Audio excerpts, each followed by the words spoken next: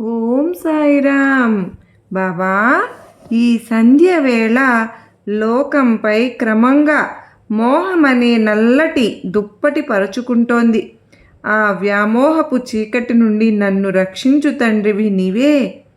తల్లి పక్షి తన చిన్న పిల్లల్ని రెక్కల్లో పొదుపుకుని కాపాడుకున్నట్లే నీ బాహువులనే రక్షణ హస్తాలు చాచి క్షణం కూడా ఏమారకుండా అడుగడుగునా మమ్ము కాపాడుతూనే ఉంటావు. నీ కనుసన్నల్లో మమ్మల్ని మెలగలగల మాదే కదా, అదృష్టం మాదే కదా ఈ భాగ్యం.